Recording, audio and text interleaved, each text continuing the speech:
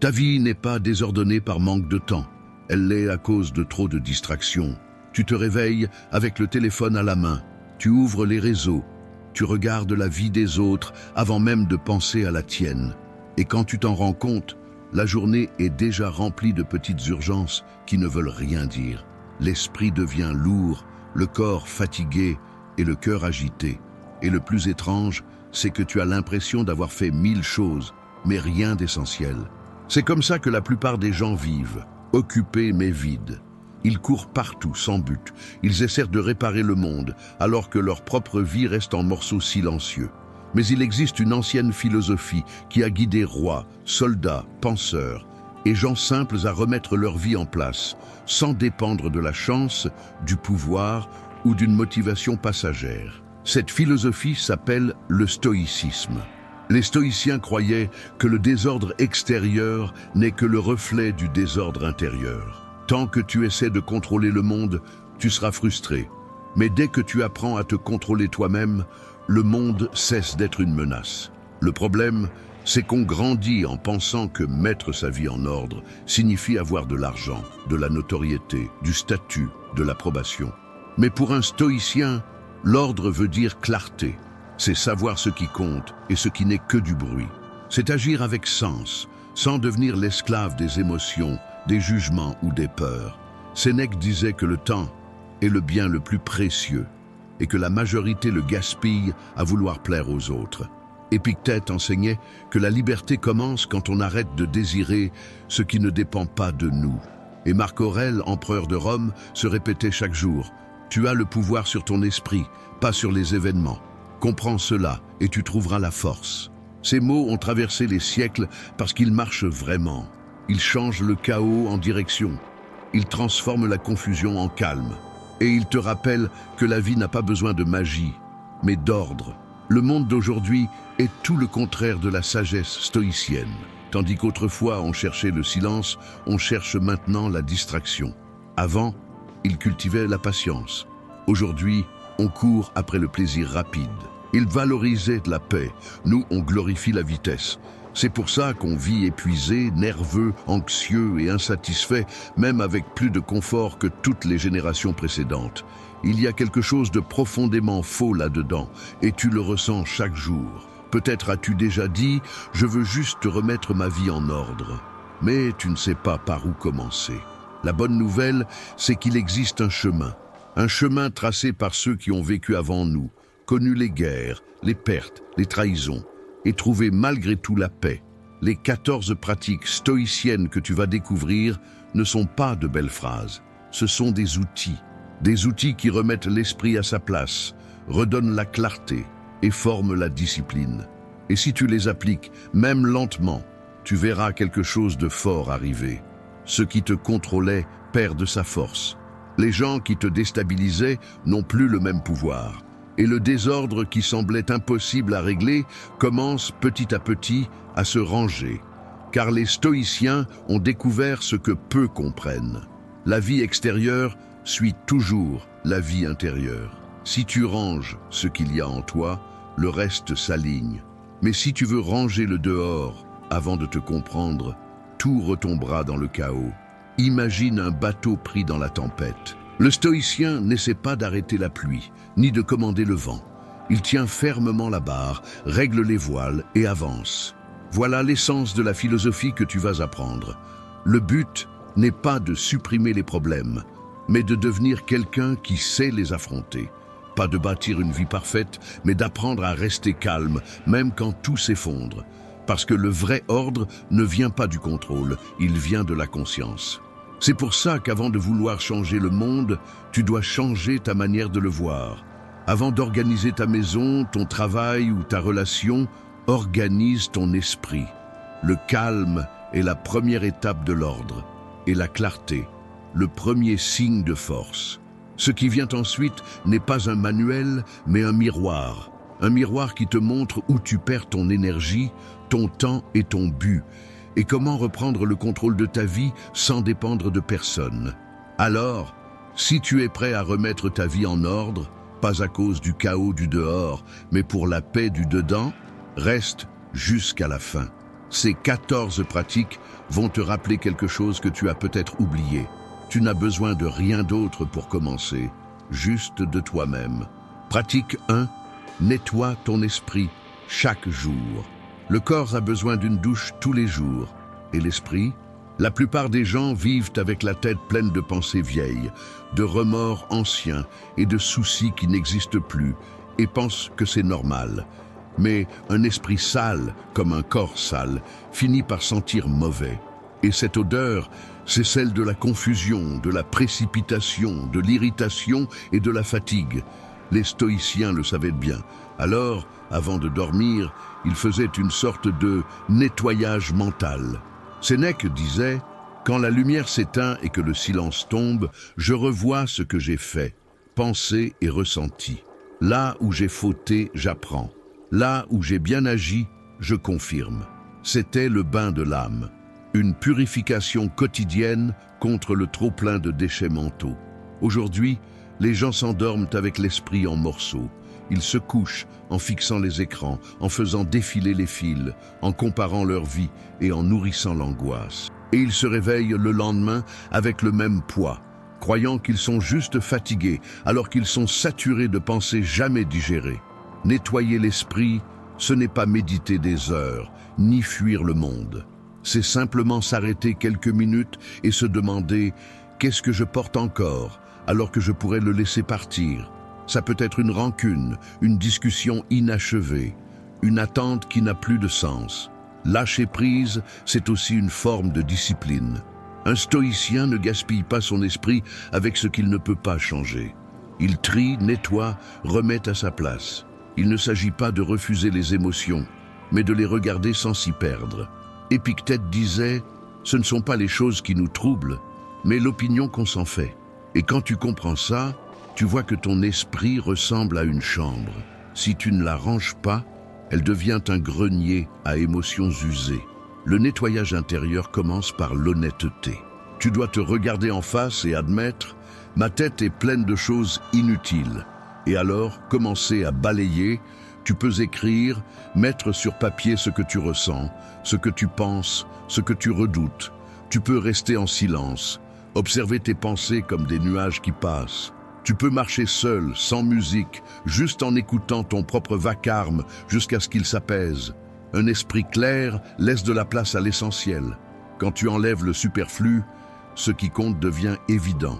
Et c'est là que naît la sérénité, non pas comme absence de problème, mais comme maîtrise de soi. Pense, combien de mauvaises décisions as-tu prises parce que tu étais mentalement saturé ? Combien de fois as-tu réagi trop vite, dit ce qu'il ne fallait pas, dépensé ce que tu n'avais pas ou donné ton énergie à ce qui ne le méritait pas? Tout ça vient d'un esprit encombré, sans espace pour réfléchir. Quand tu le nettoies, la lucidité revient. Et ce qui semblait impossible à résoudre finit par devenir clair. La désintoxication mentale est le premier pas pour remettre sa vie en ordre. Parce que le désordre dehors n'est qu'un reflet du désordre dedans. Et l'inverse est vrai. Quand l'esprit est en paix, le chaos n'effraie plus. Il devient simplement un mouvement de la vie. Commence dès aujourd'hui. Avant de dormir, coupe tout et demande-toi « Qu'est-ce que je peux laisser partir ce soir ?» Écris, respire, relâche. Fais-le chaque jour, comme si tu nettoyais une vitre pour laisser entrer le soleil. Et un jour, sans t'en rendre compte, tu te regarderas et tu penseras « Enfin, ma tête est légère ». C'est la première pratique, la base de toutes les autres. Parce que personne ne peut remettre sa vie en ordre si son esprit reste en pagaille. Pratique 2. Accepte ce que tu ne peux pas contrôler. As-tu remarqué combien de temps tu perds à vouloir changer ce qui n'a jamais dépendu de toi ? Tu t'agaces contre la météo, les embouteillages, les gens lents, les injustices du monde, et tout cela t'épuise.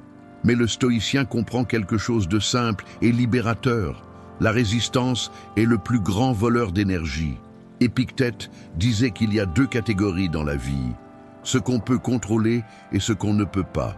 Tout ce qui échappe à ton choix direct, l'opinion des autres, les résultats, le passé, le futur, n'est pas entre tes mains. Et quand tu essaies de tout diriger, tu ne fais qu'amplifier ta propre souffrance. Pense à toutes les fois où tu as perdu ta paix pour quelque chose que tu ne pouvais pas changer. Une parole blessante, une injustice, un projet raté. Tu t'es battu contre la réalité et la réalité a gagné, comme toujours, parce que la vie ne demande pas ton accord pour arriver. Les stoïciens n'étaient pas froids, ils étaient lucides.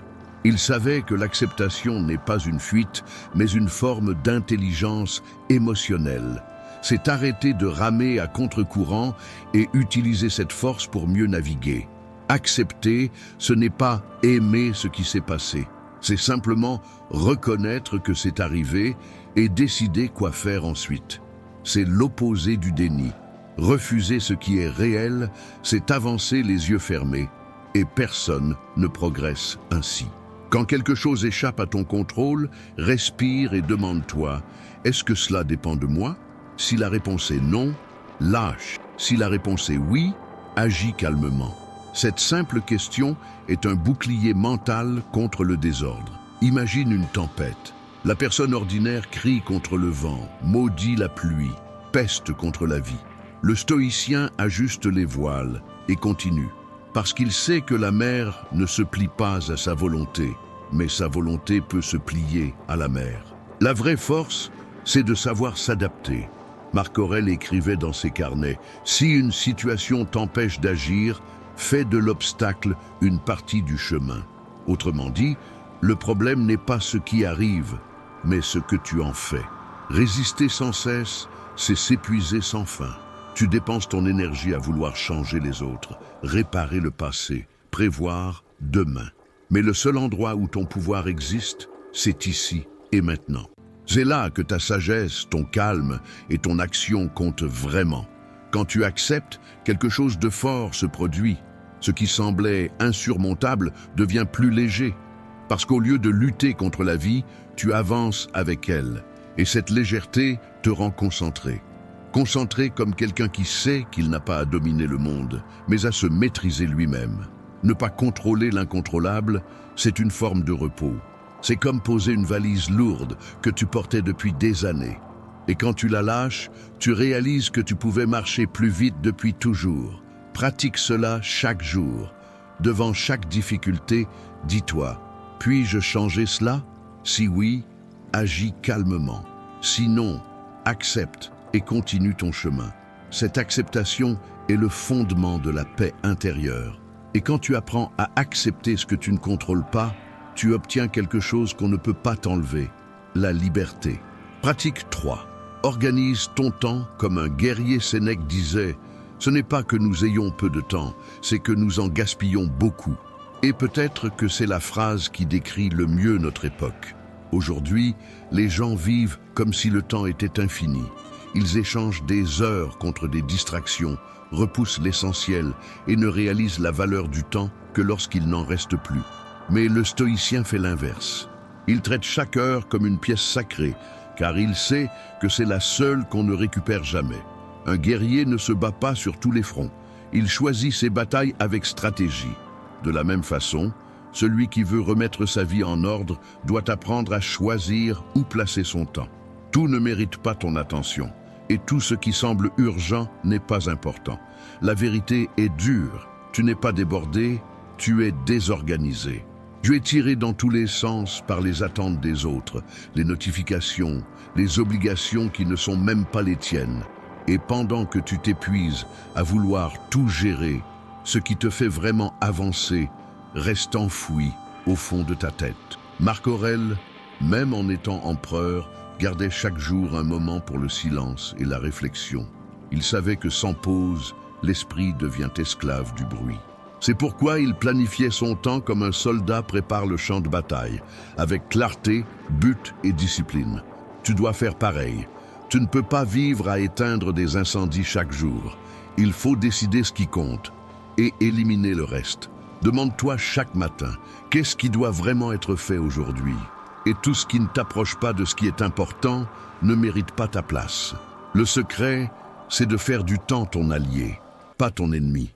Utilise le début de la journée pour ce qui demande plus d'énergie et d'attention. Protège ta matinée du bruit. Ne commence pas ton jour sur les réseaux. Ne réagis pas au monde dès le réveil. Commence par agir pour toi. Ce simple geste change tout ton rythme intérieur. Sénèque avertissait aussi, pendant qu'on remet à plus tard, la vie s'en va. Et c'est ce qui se passe quand tu vis en pilote automatique, toujours en réaction, jamais en choix. Mais le stoïcien choisit.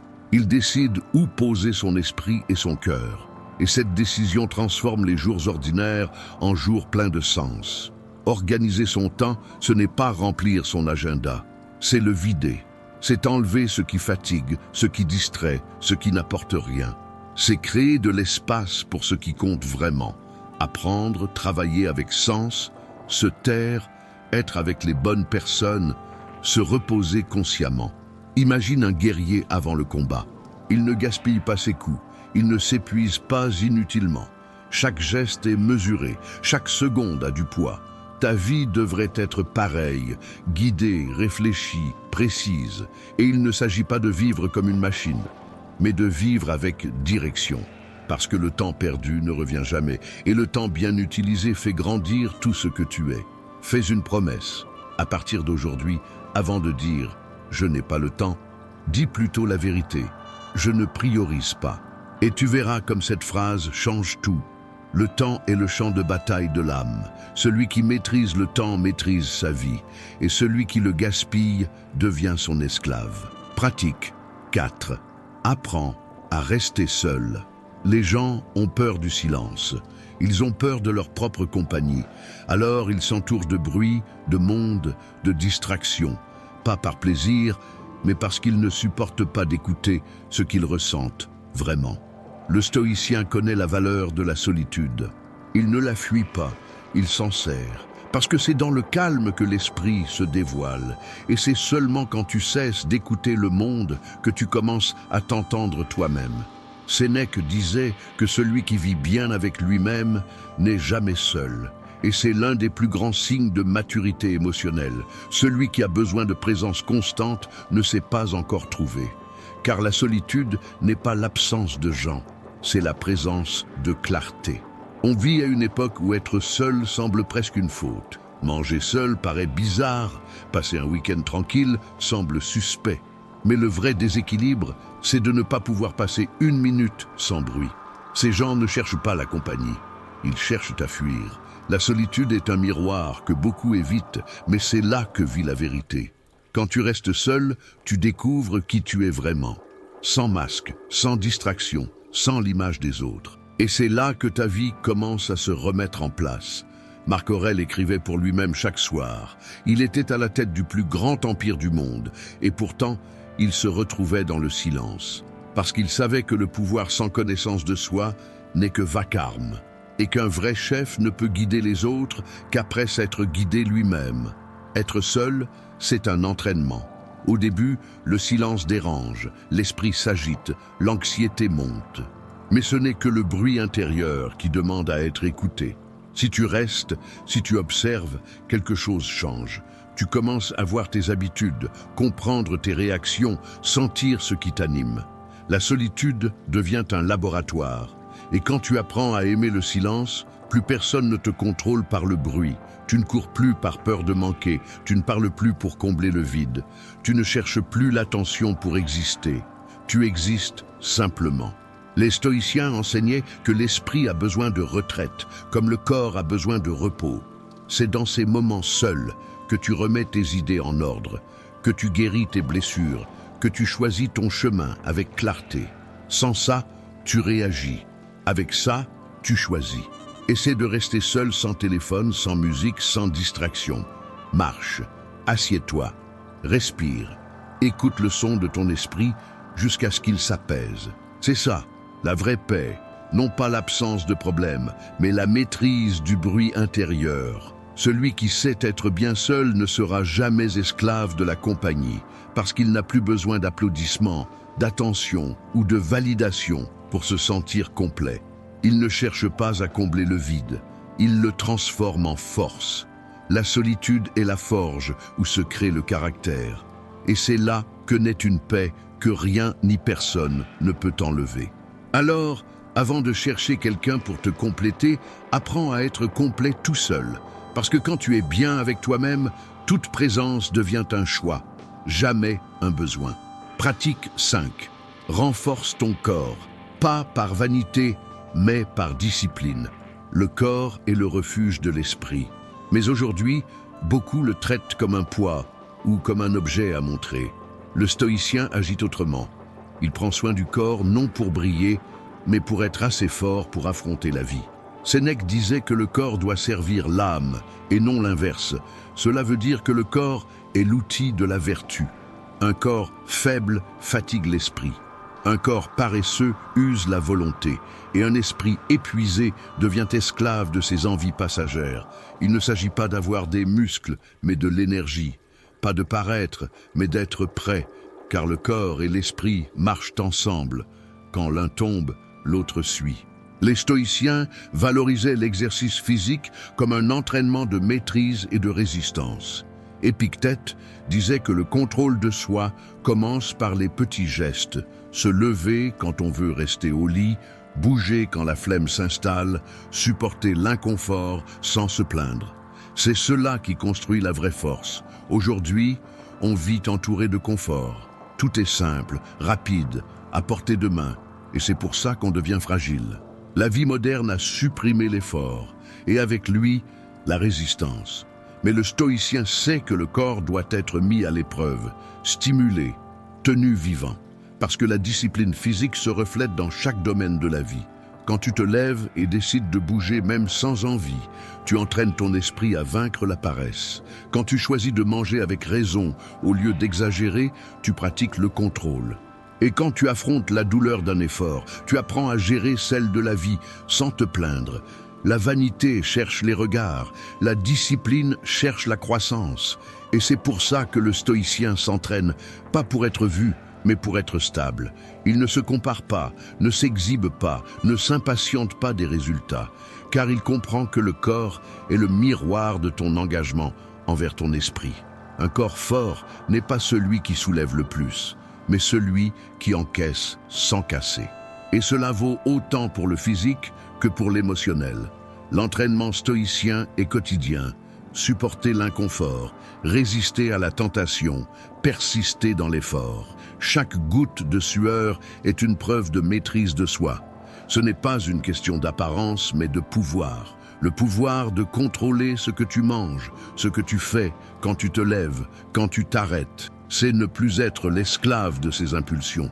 Et ce contrôle commence par le corps, le terrain visible de la discipline. Prendre soin du corps, c'est une manière silencieuse de se respecter. Quand tu manges bien, dors assez et bouge chaque jour, tu dis à toi-même « Je vaux assez pour prendre soin de moi ». Et ça change tout. Un esprit calme vit dans un corps préparé. Un corps fort protège l'esprit de la faiblesse émotionnelle. Et ensemble, ils forment la base de la sérénité. Alors, renforce ton corps non par vanité, mais par reconnaissance. Bouge non parce que tu détestes ton reflet, mais parce que tu aimes ce que tu bâtis à l'intérieur. Le stoïcien comprend qu'un corps discipliné est le premier bouclier contre le chaos du monde. Et ce bouclier se forge chaque jour avec sueur, silence et constance. Pratique 6. Réduis tes désirs. Le monde t'a appris que le bonheur, c'est avoir plus. Plus d'argent, plus d'attention, plus d'approbation, plus d'objets. Mais plus tu cours après tout ça, plus la paix s'éloigne. Le stoïcien comprend le contraire. Il ne cherche pas à accumuler, mais à se suffire. Parce que le vrai pouvoir ne vient pas d'avoir tout, mais de ne presque rien désirer. Marc Aurèle écrivait « Si tes désirs sont petits, tu seras toujours riche ». C'est l'une des leçons les plus fortes du stoïcisme. La misère ne vient pas du manque de moyens, mais du trop de désirs. Et plus tu veux, plus tu deviens prisonnier de ce que tu n'as pas. Aujourd'hui, le système veut te faire croire qu'il te manque toujours quelque chose. La publicité te dit que tu dois avoir plus pour être accepté, admiré, complet. Mais cette course ne finit jamais, car le désir ne s'arrête jamais. Tu obtiens une chose, tu en veux déjà une autre, et ton esprit reste coincé dans une boucle d'insatisfaction. Le stoïcien brise cette boucle. Il observe le désir et se demande « Est-ce que j'en ai vraiment besoin ?» Et presque toujours, la réponse est non. Il ne rejette pas le plaisir. Il le remet simplement à sa place, quelque chose à apprécier, pas à vénérer. Sénèque disait que le désir est une forme de faiblesse, car celui qui désire trop souffre tout le temps, avant, pendant et après avoir obtenu. Mais celui qui contrôle ses désirs vit en paix. Il ne dépend plus du monde pour se sentir bien, parce qu'il a appris à se suffire à lui-même. Réduire ses désirs, c'est être libre. C'est regarder autour de soi et voir qu'on a déjà tout pour vivre simplement. C'est couper le bruit de la comparaison et revenir à l'essentiel. Et le plus étonnant, quand tu arrêtes de tout poursuivre, tu commences à attirer ce qui compte vraiment. Un esprit tranquille et minimaliste. Il ne garde ni envie ni manques inutiles. Il sait que chaque désir en plus est une chaîne en plus. Et la vie est trop courte pour la vivre enchaînée. Pratique le détachement petit à petit. Essaie de te passer de quelque chose que tu crois essentiel et tu verras que tu continues très bien à vivre. Remarque que le plaisir de ne pas avoir besoin est plus grand que celui de posséder et que l'espace vide laissé par le désir se remplit de tranquillité. Il n'est pas nécessaire de tout quitter, mais de trouver le juste milieu. Le stoïcien n'est pas contre le confort, il est contre la dépendance qu'on en fait. Il peut profiter d'une bonne chose, mais il ne souffre pas quand elle disparaît, parce qu'il a appris à vivre avec ce qu'il a et à en être reconnaissant. On vit dans une société qui mesure la réussite par ce qu'on montre, mais les stoïciens savaient que plus quelqu'un a besoin d'afficher, moins il possède vraiment. Le vrai luxe, c'est la sérénité. Et elle naît quand tu choisis le suffisant. Réduire ses désirs, c'est l'acte le plus discret de rébellion. C'est regarder un monde qui hurle, achète plus, et répondre calmement « j'ai déjà assez ». Et c'est là que la vie se remet en ordre. Parce que quand le désir se tait, l'esprit peut enfin se reposer. Pratique 7. Parle moins. Regarde plus. Celui qui parle trop se perd dans ses propres mots. Celui qui observe plus comprend avant d'agir. Et le stoïcien savait que le silence est une forme d'intelligence. Épictète disait « Nous avons 2 oreilles et une seule bouche pour écouter 2 fois plus que nous ne parlons ». Et cette phrase simple cache une grande vérité. Savoir se taire quand il ne faut pas parler. On vit à une époque où tout le monde veut être entendu. Mais presque personne ne veut comprendre. Les gens parlent pour gagner une discussion, pas pour trouver la vérité. Ils veulent avoir raison, même si cela les rend malheureux. Et c'est tout le contraire d'un stoïcien. Le stoïcien parle peu parce qu'il sait que les mots sont des flèches. Une fois lancées, elles ne reviennent plus. Il réfléchit avant de répondre, observe avant de réagir, mesure le ton avant de se défendre. Pas par peur, mais par conscience. Parce qu'il comprend que toutes les vérités ne méritent pas d'être dites et que toutes les attaques ne valent pas une réponse. Sénèque prévenait « Beaucoup regrettent d'avoir parlé, peu de s'être tus ». Et c'est vrai. Combien de fois as-tu dit quelque chose dans l'émotion, puis souhaité effacer tes mots? Combien de fois as-tu réagi trop vite et gâché ce que le silence aurait protégé? Le silence est le refuge de la sagesse. Il te permet de lire les autres, de sentir leurs intentions, de voir au-delà des apparences. Pendant que les impulsifs bavardent, toi tu écoutes. Pendant que les autres veulent t'impressionner, toi tu apprends. Et c'est pour cela que celui qui observe beaucoup se trompe rarement. Parler moins, ce n'est pas être faible, c'est être malin. C'est garder son énergie pour le bon moment, le bon mot, la bonne intention. Parce que quand tu parles peu, chaque mot compte. Et ceux qui t'écoutent savent que ça vaut la peine d'entendre. Les stoïciens ne perdaient pas leur souffle à se plaindre ou à médire. Ils utilisaient la parole pour construire, pas pour se justifier. Et c'est pour cela que leurs phrases ont traversé les siècles. Elles venaient du silence de la réflexion, pas du bruit de la hâte. Aujourd'hui, le silence est devenu rare. Les gens parlent même seuls. Ils commentent tout, jugent tout et confondent exprimer avec comprendre. Mais plus tu parles, plus tu t'exposes. Parce que le monde n'a pas besoin de savoir ce que tu penses. Il a besoin de voir ce que tu fais. Parle moins et regarde plus. Regarde comment les gens réagissent, comment ils agissent, comment ils traitent les autres quand personne ne les voit. Regarde-toi toi-même, tes réflexes, tes colères, tes faiblesses. C'est ce genre d'attention qui forge le caractère. Quand tu apprends à contrôler ta bouche, tu commences à contrôler ta vie. Le silence te donne un avantage, du temps pour penser, peser, choisir. Et chaque décision prise dans le calme vaut mieux que 1000 réponses données dans la précipitation.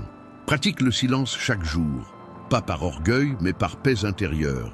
Laisse les autres parler fort, et toi parle juste. Laisse-les crier, et toi observe. Parce que celui qui maîtrise le silence se maîtrise lui-même, et celui qui se maîtrise n'a besoin de dominer personne. Le silence est le son de la force, et celui qui apprend à l'écouter entend la vérité que le vacarme essaie de cacher. Pratique. 8. Respecte ta parole. Ta parole est le reflet de ton caractère. Et pour un stoïcien, rien ne détruit plus l'honneur que de promettre sans tenir. On vit dans un temps où les mots ont perdu leur poids. Les gens disent « je t'appelle » et ne le font pas. Disent « on se voit bientôt » mais ne reviennent jamais.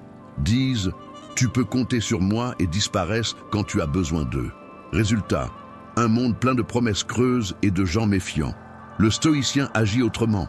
Il parle peu, mais quand il parle, il fait. Parce qu'il comprend que chaque promesse non tenue, même petite, affaiblit son âme. Ce n'est pas l'autre qui perd. C'est toi qui t'éloignes de celui que tu veux devenir. Sénèque disait « l'homme de parole solide est respecté, même dans le silence. » Parce que tenir ce qu'on dit, c'est une forme de respect envers les autres, mais surtout envers soi-même. Combien de fois t'es-tu promis de changer quelque chose sans le faire? Je vais me lever tôt. Je vais lancer ce projet. Je vais arrêter de tout repousser. Et quand tu ne tiens pas parole, une part de toi cesse de se faire confiance. C'est là que commence l'autosabotage. Et le stoïcien sait que la confiance en soi vient de l'honneur envers soi. Tenir parole n'est pas une question de perfection, mais de constance. Ce n'est pas promettre l'impossible, c'est dire « je vais essayer » et essayer vraiment. Chaque fois que tu tiens un engagement, même petit, tu renforces ta solidité intérieure. Et quand tu parles, le monde écoute autrement, parce qu'il sent que tu n'as rien à prouver. Honorer sa parole, c'est aussi savoir se taire. Si tu ne peux pas tenir, ne promets pas. Si tu n'en es pas sûr, ne confirme pas. Si ce n'est pas vrai, ne le dis pas. Le stoïcien choisit ses mots avec le même soin qu'il choisit ses gestes, car il sait que chacun d'eux façonne son destin. Épictète disait « D'abord, dis-toi qui tu veux être. Ensuite, agis en conséquence. Et tout commence par l'accord entre ce que tu dis et ce que tu fais. Quand les mots et les actes avancent ensemble, le respect vient naturellement des autres et de soi-même. Le désordre dans la vie commence quand la parole perd sa valeur. Tu dis « je verrai plus tard »,« je commence demain »,« lundi je change », et demain ne vient jamais. Le stoïcien coupe cela dès la racine. Il dit, il fait et il avance, sans drame, sans excuse, sans promesses creuses. Imagine la force de quelqu'un qui tient ses promesses. Cette personne inspire confiance sans élever la voix. Elle est prévisible dans le bon sens. Tu sais que ce qu'elle dit, elle le fait. C'est ainsi qu'on bâtit un pouvoir silencieux. Honorer sa parole, c'est aussi se pardonner quand on échoue, mais apprendre de ça. C'est reconnaître ses fautes, corriger la route et repartir. Parce que la vraie intégrité, ce n'est pas de ne jamais échouer, c'est de ne jamais cesser d'essayer d'être droit. Fais-en une habitude quotidienne. Promets moins, accomplis plus, parle moins, agis davantage. Sois le genre de personne dont le oui a du poids, et celle qui n'a pas besoin de jurer pour être crue, car au fond, ta parole est ton contrat avec le monde. Et quand tu fais ce que tu dis, tu n'organises pas seulement ta vie, tu alignes ton caractère avec ton essence. Pratique 9. Arrête de vouloir plaire à tout le monde. Tu peux tout faire bien. Quelqu'un te critiquera quand même. Tu peux être gentil, honnête, appliqué. Quelqu'un te jugera encore. Et c'est pour ça que le stoïcien a compris très tôt une des plus grandes leçons de la vie. Essayer de plaire à tout le monde, c'est le chemin le plus rapide pour se perdre soi-même. Épictète disait « Celui qui cherche à plaire devient esclave des opinions ». Et c'est exactement ce qui se passe. Quand tu vis pour être accepté, chaque regard devient une prison. Tu commences à choisir selon ce que les autres penseront, au lieu de faire ce que tu crois juste. Mais la vérité, c'est que personne ne pense à toi autant que tu l'imagines. Les gens sont trop occupés à gérer leurs propres soucis, et pourtant, tu épuises ton énergie à craindre ce qu'ils pourraient te dire, et t'éloignes un peu plus de ton vrai toi. Le stoïcien n'est pas rebelle par orgueil, il est libre par lucidité. Il sait que la vraie valeur d'une vie n'est pas dans le fait de plaire, mais dans celui d'être authentique. Et l'authenticité dérange parfois, parce que quand tu vis selon tes principes, tu déranges forcément ceux qui vivent dans le paraître. Sénèque disait « L'approbation est douce, mais la paix dure plus longtemps ». Et son message est simple. La recherche de reconnaissance n'a pas de fin, mais la paix d'être soi est durable. As-tu remarqué comme le besoin de plaire te divise? Avec certains, tu souris. Avec d'autres, tu te tais pour éviter les conflits. Au travail, tu caches ce que tu penses. Chez toi, tu ravales ce que tu ressens. Et peu à peu, tu deviens invisible pour toi-même. La philosophie stoïcienne enseigne le contraire. Sois entier même si cela coûte des sourires. Dis ce qu'il faut dire calmement. Agis avec droiture. Accepte d'être mal compris si tu restes fidèle à tes valeurs, parce que celui qui veut plaire à tous ne satisfait personne, pas même lui. Marc Aurèle, l'empereur le plus puissant du monde, écrivait « Si tu sais que tu fais ce qui est juste, pourquoi craindre le jugement? C'est la force tranquille des sages. Vivre selon leur conscience, pas selon les attentes. Bien sûr, vivre en société demande du respect et de la compréhension, mais il y a une ligne entre la bonté et la soumission. Et la franchir, c'est abandonner sa liberté. Quand tu cesses d'avoir besoin de l'approbation des autres, tout change. Les critiques ne te touchent plus, les compliments ne t'enflent plus. Tu agis par conviction, pas par peur. Et cette liberté-là, personne ne peut te la donner, sauf toi. Le stoïcien sait que la paix intérieure vaut plus que n'importe quel applaudissement. Il ne cherche pas à être aimé, mais à être vrai. Et il comprend qu'au final, ceux qui comptent vraiment te respecteront pour ton authenticité, pas pour ta complaisance. Alors, la prochaine fois que tu voudras te taire pour ne pas déranger, souviens-toi, à chaque fois que tu joues un rôle pour plaire, tu t'effaces un peu plus. Et il n'y a rien de pire que de séduire tout le monde et se trahir soi-même. La liberté commence quand tu t'autorises à être entier, même en silence. Pratique 10. Ne sois pas réactif. Reste calme. La plupart des gens vivent comme de la poudre, une étincelle, et tout explose. Un mot de travers, un regard froid, une critique, et ils perdent le contrôle. Mais le stoïcien n'est pas ainsi. Il a appris l'art le plus difficile de tous. Rester calme pendant que le monde s'agite. Épictète disait « Ce n'est pas ce qui arrive qui te trouble, mais la manière dont tu y réagis. » Cette phrase résume toute la différence entre un sage et un impulsif. Le premier observe, le second réagit.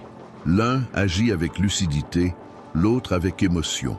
Et la conséquence, c'est que l'un vit en paix et l'autre en guerre intérieure. Être calme, ce n'est pas être froid, c'est être solide. C'est garder la maîtrise, même quand tout autour veut te faire perdre pied. Parce que le vrai pouvoir, ce n'est pas de dominer les autres, c'est de ne pas être dominé par quoi que ce soit. Pense à toutes ces fois où tu as perdu la raison en agissant sur un coup de tête, un message qui t'a énervé, une dispute qui t'a fait perdre ton calme, une situation injuste. Tu t'es défendu avec colère, tu as dit ce qu'il ne fallait pas. Fais ce que tu as ensuite regretté. Et au final, la seule personne blessée, c'était toi. Les stoïciens entraînaient leur esprit à réagir avec calme. Marc Aurèle, même en étant empereur, était souvent offensé, trahi et critiqué. Et pourtant, il écrivait « Quand quelqu'un t'irrite, souviens-toi qu'il agit selon ce qu'il pense juste, et que tu as le pouvoir de choisir de ne pas te sentir offensé. » C'est ça l'essence de la sérénité. Comprendre que rien n'a de pouvoir sur toi, sauf si tu lui donnes ce pouvoir. Rester calme, c'est un choix. C'est décider de ne pas se laisser remporter par le tumulte. Quand la colère arrive, observe-la, respire. Ne rejette pas ce que tu ressens, mais ne deviens pas ce sentiment. Crée un espace entre ce que tu ressens et ce que tu fais. C'est là que réside la sagesse. Sénèque disait « La colère est une folie passagère ». Et il avait raison. Combien de guerres, de disputes et de regrets sont nés de quelques secondes de perte de contrôle. Le calme est le bouclier qui te protège des mauvaises décisions. Et l'entraînement commence dans les petites choses, quand on te double sur la route, quand quelque chose tourne mal, quand quelqu'un te contredit. Ce sont des tests quotidiens de ta force intérieure. Être calme ne veut pas dire tout accepter. Cela veut dire agir avec intelligence, répondre au bon moment, de la bonne façon, sans se laisser dominer. Parce que celui qui s'énerve perd, et celui qui reste serein voit plus clair. L'esprit tranquille voit ce que l'esprit agité ne voit pas. Pendant que l'impulsif casse des ponts, le calme construit des solutions. Et c'est pour ça qu'à la fin, la sérénité gagne toujours. Fais-en une habitude. Avant de réagir, respire. Avant de répondre, réfléchis. Avant d'agir, observe. Le calme n'est pas une faiblesse, c'est du contrôle de soi. Et le contrôle de soi, c'est du pouvoir. Les stoïciens appelaient cela ataraxie, l'état d'esprit inébranlable. Rien d'extérieur ne t'affecte parce que tout à l'intérieur est en ordre. C'est le plus haut niveau de force. Alors, la prochaine fois que quelque chose t'énerve, souviens-toi, la provocation est le test et le calme est la réponse. Celui qui maîtrise le silence triomphe du bruit. Et celui qui maîtrise sa réaction dirige sa propre vie. Pratique 11. Vis en dessous de tes moyens. Tandis que le monde court pour paraître riche, le stoïcien préfère vivre en paix. Et tout commence par un choix simple, mais rare. Vivre en dessous de ses moyens. Sénèque, l'un des hommes les plus riches de Rome, disait que la vraie richesse, c'est de savoir ce qui suffit. Il pouvait tout posséder. Et pourtant, il vivait avec modération. Parce qu'il avait compris que plus tu as besoin de choses pour être heureux, plus tu deviens fragile. Nous vivons dans une société qui fait du consumérisme une identité. Tu n'es plus qui tu es, mais ce que tu possèdes. Les gens achètent non par besoin, mais pour combler un vide. Ils dépensent pour prouver leur valeur, pour afficher leur succès, pour se sentir intégrés. Mais le stoïcien sait que ce genre de bonheur coûte cher et ne dure pas. La simplicité n'est pas la pauvreté, c'est la liberté. Quand tu vis en dessous de tes moyens, tu respires mieux. Tu ne vis pas dans les dettes, tu ne cours pas derrière chaque gain, tu n'es pas esclave du regard des autres. Et surtout, tu apprends à dire non, à l'excès, à la vitesse, au gaspillage. Marc Aurèle disait « La simplicité est la plus belle parure de l'âme ». Et c'est ça, vivre bien. Avoir assez et être en paix avec ça. Parce que courir après plus ne finit jamais, mais assez remplit tout. Pense à tous ceux qui gagnent bien leur vie, mais restent stressés, endettés, malheureux. Le problème, ce n'est pas ce qui entre, c'est ce qui sort. C'est l'habitude de transformer chaque réussite en nouvelle dépense. Le stoïcien brise ce cycle. Il ne vit pas pour impressionner, il vit pour être en équilibre. Vivre en dessous de ses moyens, c'est une vraie force. C'est le pouvoir de dire « je pourrais », mais je n'ai pas besoin. C'est le plaisir de garder le contrôle au lieu d'être contrôlé. C'est la paix de s'endormir tranquille en sachant que tu ne dois rien à personne. Quand tu réduis ta consommation, tu découvres quelque chose d'incroyable. Il te reste du temps, de l'énergie, de la paix. L'esprit qui vit pour l'apparence ne se repose jamais. Il compare, il veut toujours plus. Mais l'esprit stoïcien est stable, parce qu'il ne dépend pas du dehors pour se sentir complet. Cette philosophie ne prône pas de vivre au minimum, mais de vivre avec sens. Tu peux avoir du confort, du plaisir, des réussites, tant que rien de cela ne t'enchaîne. Le problème n'est pas les choses, c'est l'attachement qu'on y met. Sénèque demandait à ses élèves de se tester avec des gestes simples, dormir à même le sol, manger un repas basique, porter des vêtements modestes. Pas comme punition, mais pour se rappeler qu'ils pouvaient vivre avec peu. Ce genre d'exercice redonne du pouvoir, parce qu'après ça, plus rien ne t'effraie, ni la perte, ni le manque, ni le changement. Quand tu vis en dessous de tes moyens, l'argent devient un outil, pas un poids. Tu l'utilises au lieu d'être utilisé. Et le plus étonnant, c'est que moins tu as besoin, plus tu te sens riche. La vraie abondance est discrète. Elle ne crie pas, ne s'affiche pas, ne cherche pas à prouver. Elle habite ceux qui ont appris à dompter leurs envies, Alors, avant d'acheter ce qui ne t'est pas utile, souviens-toi, le luxe d'aujourd'hui peut devenir le fardeau de demain. Et celui qui apprend à vivre avec moins découvre le secret des sages, que le suffisant est déjà plus que beaucoup. Pratique 12, fais de ton mieux dans le silence. Le monde veut du bruit, il veut montrer, prouver, se faire voir. Mais le stoïcien fait l'inverse. Il sait que ce qui a vraiment de la valeur n'a pas besoin d'être crié. Nous vivons à une époque d'exposition permanente. Les gens n'agissent plus par plaisir, mais pour être validés. Chaque réussite doit être montrée, chaque instant doit être partagé. Et sans s'en rendre compte, la recherche d'attention est devenue plus importante que la croissance elle-même. Le stoïcien ne vit pas pour montrer des résultats, il vit pour perfectionner le chemin. Il comprend que la vraie gloire se construit dans le calme, dans l'effort quotidien, dans les moments où personne ne regarde. Car c'est là que le caractère se forge. Sénèque disait « Travaille sur toi-même » et le monde verra le résultat. C'est la philosophie de l'excellence discrète. Le stoïcien fait ce qui doit être fait, sans attendre les applaudissements. Il sait que la vraie récompense, c'est la maîtrise de soi, pas le regard des autres.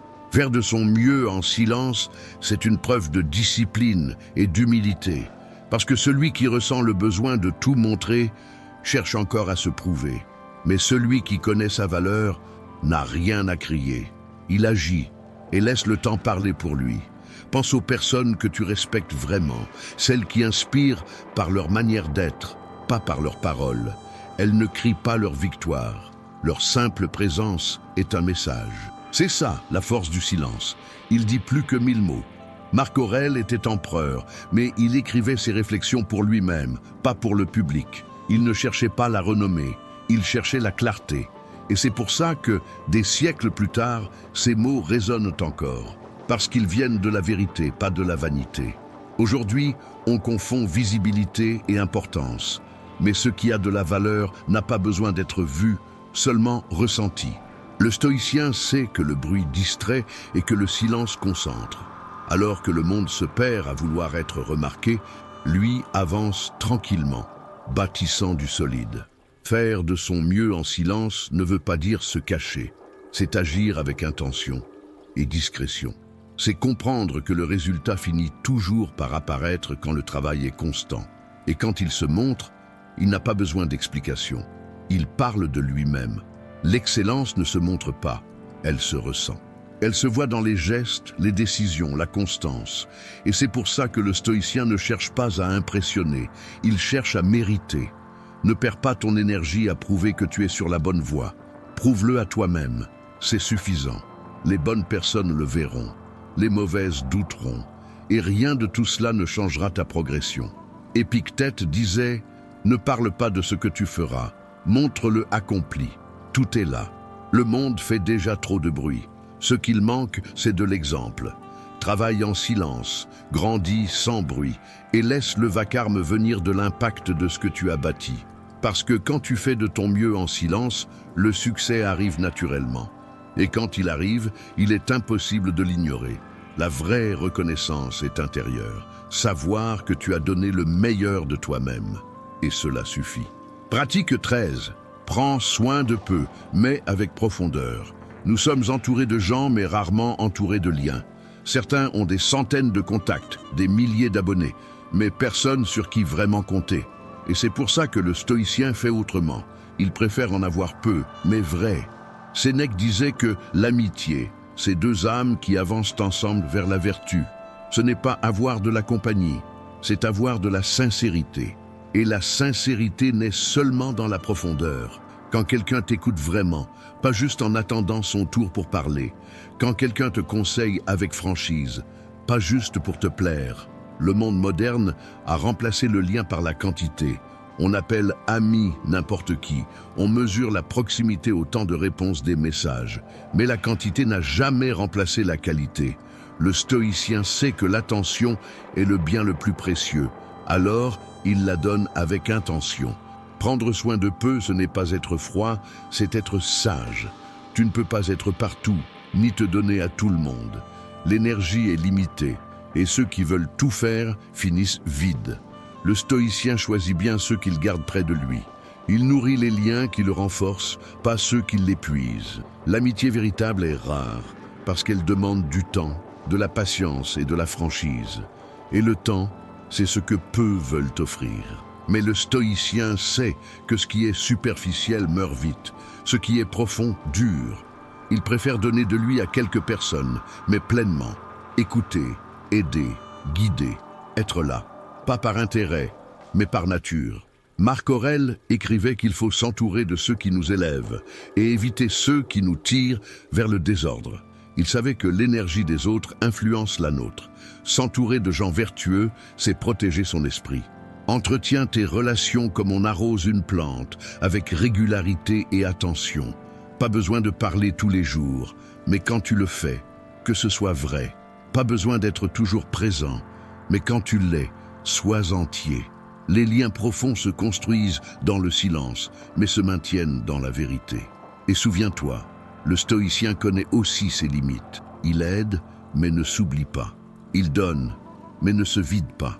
S'occuper des autres, ce n'est pas porter leur poids, c'est être un soutien, pas une béquille. Les plus belles relations sont celles où les deux grandissent, où il y a échange, patience et respect, où il y a place pour le silence, l'erreur et le pardon. Ces liens ne cassent pas, car ils ont été forgés par la présence, pas par la hâte. Au fond, prendre soin de peu, c'est la manière la plus sage de prendre soin de soi, parce que ce qui prend trop d'énergie enlève de la place à la paix. Et ce qui est vrai ne demande jamais plus d'efforts que la vérité elle-même. Alors, ne te reproche pas d'avoir peu d'amis. S'ils sont sincères, c'est déjà beaucoup. Apprécie ceux qui te comprennent d'un regard, ceux qui t'appellent pour parler, pas pour rivaliser. Ce sont ces personnes que le temps ne t'enlèvera pas. S'occuper de peu, c'est vivre en profondeur. Et la profondeur, c'est là que vit le sens de la vie. Pratique 14. Remercie chaque jour, même pour le chaos. La dernière pratique stoïcienne est simple à comprendre, mais assez profonde pour transformer ta manière de vivre. Remercie chaque jour, même pour le chaos. Marc Aurèle, dans ses écrits, disait que chaque matin, il remerciait simplement d'être en vie. Même en étant empereur, même avec de lourdes responsabilités, il commençait sa journée en reconnaissant le privilège d'exister. Et chaque soir, il repensait à ce qu'il avait appris, y compris grâce aux difficultés. Le stoïcien sait que la gratitude n'est pas un geste religieux ni une belle phrase. C'est un état de clarté. C'est voir que la vie n'est pas parfaite, mais qu'elle reste un cadeau. Et que même la douleur porte des leçons si tu sais les regarder. Aujourd'hui, beaucoup vivent comme si le monde leur devait quelque chose. Ils se lèvent en râlant, passent la journée à se comparer, s'endorment insatisfaits. Ils veulent tout, mais oublient d'aimer ce qu'ils ont déjà. Et cette ingratitude déguisée crée ce sentiment constant de manque. Le stoïcien prend la route inverse. Il regarde sa vie et pense « Ce que j'ai maintenant suffit pour apprendre ce que je dois apprendre ». Il remercie même les obstacles, car il comprend qu'ils sont l'entraînement de l'âme. Sans épreuve, pas de croissance. Sans frustration, pas de force. Épictète disait qu'il faut être reconnaissant même pour ce qui nous agace, car ce sont ces choses-là qui nous apprennent la patience. Si quelqu'un t'insulte, c'est une occasion de pratiquer le calme. Si quelque chose tourne mal, c'est un test d'adaptation. Si un plan échoue, c'est une chance de recommencer plus sage. La vie n'est pas contre toi. Elle reflète ton niveau de préparation. La gratitude stoïcienne est rationnelle, pas émotionnelle. Elle ne dépend pas des bons moments, mais de la compréhension. Quand tu vois que chaque situation, bonne ou mauvaise, a un but, ton esprit devient stable et le chaos autour perd le pouvoir de te troubler. Pense à deux personnes face au même problème. L'une se plaint, s'énerve et souffre 2 fois. L'autre respire et se demande « Qu'est-ce que je peux apprendre ?» La deuxième en sort plus calme, plus forte, plus lucide. C'est la différence entre vivre dans la douleur et vivre dans la conscience. Être reconnaissant pour le chaos, ce n'est pas aimer la souffrance, c'est comprendre que rien n'est perdu. Chaque chute révèle quelque chose de toi. Chaque perte t'enseigne ce qui compte vraiment. Chaque épreuve te rapproche de l'essentiel. La gratitude transforme les drames en leçons et les échecs en force. Les stoïciens pratiquaient la premeditatio malorum, la prévision des malheurs. Ils imaginaient les problèmes avant qu'ils n'arrivent, pas par pessimisme, mais par préparation. Et quand quelque chose tournait mal, ils ne s'effondraient pas. Ils disaient simplement « Je savais que ça pouvait arriver, et je suis prêt ». C'est le pouvoir de l'acceptation unie à la gratitude. Rien ne te détruit, tout te renforce. Si tu apprends à remercier chaque jour, tu verras un changement profond. L'anxiété baisse, la comparaison disparaît, ton regard change. Tu commences à voir la beauté dans les petites choses, le soleil du matin, le café chaud, la conversation sincère, le silence du soir. La vie cesse d'être une course et devient une contemplation. Sénèque écrivait « L'homme heureux est celui qui sait apprécier ce qu'il a avant que le temps ne le lui retire ». Et cette phrase nous rappelle que tout passe, même le meilleur. Alors au lieu d'attendre autre chose, vis le présent avec gratitude. La gratitude ne ferme pas les yeux sur la douleur. Elle les ouvre sur ce qu'il reste de bon malgré elle. C'est le contraire de la plainte et le carburant de la paix intérieure. Et c'est ceci. Chaque matin, avant de toucher ton téléphone, dis-toi 3 choses pour lesquelles tu es reconnaissant. Des choses simples, l'air, ton corps, un toit, les gens que tu aimes. Le soir, remercie aussi pour les défis du jour, même ceux qui t'ont agacé. Car si quelque chose t'a fait perdre patience, c'était une chance de la renforcer. Et si ça t'a fait réfléchir, c'était déjà un progrès. Avec le temps, tu verras que rien n'arrive par hasard. Et que chaque jour, même les plus durs, te rapprochent d'une version plus forte de toi-même. Arrivé jusqu'ici, tu l'as sûrement compris. Mettre sa vie en ordre, ce n'est pas changer le monde, c'est se changer soi. C'est aligner ton intérieur pour que l'extérieur se réorganise tout seul. Car le chaos dehors est inévitable, mais le chaos en toi, lui, est un choix. Ces 14 pratiques stoïciennes ne sont pas de jolies phrases, ce sont des outils pour l'âme. Chacune est une pièce d'un même ensemble. La construction de la sérénité, nettoyer l'esprit, accepter ce qu'on ne contrôle pas, organiser son temps, apprendre à être seul, prendre soin du corps, réduire les désirs, parler moins, tenir parole, cesser de plaire à tous, rester calme, vivre simplement, travailler en silence, prendre soin de peu et remercier, même pour le chaos. Voilà, c'est ça, l'ordre. Et l'ordre ne vient jamais de l'extérieur, il vient de l'intérieur. La vie continuera de te tester, les gens te provoqueront, les plans échoueront, l'imprévu surviendra. Mais quand ton esprit est en paix, rien ne peut te faire tomber. Tu ne paniques pas, tu ajustes simplement les voiles et tu continues ta route. Les stoïciens ne cherchaient pas une vie sans douleur, ils cherchaient un esprit solide. Et c'est ça, la vraie victoire. Rester tranquille dans un monde qui a perdu l'équilibre. Alors, dès aujourd'hui, ne cherche pas à tout contrôler. Ne cherche pas à plaire à tout le monde. Ne cherche pas à courir plus vite que le temps. Remets simplement ta vie en ordre.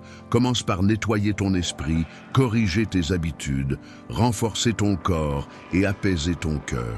Fais-le chaque jour, avec constance et attention. Et quand le chaos arrivera, car il arrive toujours, souviens-toi, tu n'as pas besoin de le vaincre. Tu dois seulement éviter de te perdre dedans. La paix ne vient pas du contrôle total. Elle vient du fait d'être quelqu'un qui reste stable, même quand tout part dans tous les sens. Et au fond, c'est exactement ce que le stoïcisme enseigne. Tu n'as besoin de rien d'autre pour commencer. Juste de toi, entier, présent et prêt à te remettre en ordre à l'intérieur. Respire profondément. La vie n'a pas besoin d'être parfaite. Elle doit seulement être en harmonie. Et si cette vidéo t'a fait réfléchir, si une de ces pratiques a touché ce que tu vis en ce moment, écris un mot dans les commentaires. Ordre. Comme ça, je saurai que tu fais partie de ceux qui ont décidé de remettre leur vie sur les rails. Sans excuse, sans précipitation, mais avec conscience. Partage cette vidéo avec quelqu'un qui cherche à retrouver son équilibre. C'est peut-être le petit coup de main dont il a besoin aujourd'hui. Et si tu veux continuer à apprendre la sérénité, le sens et la force intérieure, abonne-toi à la chaîne et active les notifications. Ici, chaque semaine, tu trouveras un rappel qu'il est encore possible de vivre calmement, même au milieu du désordre, parce qu'au final, un esprit en ordre transforme n'importe quelle vie en liberté.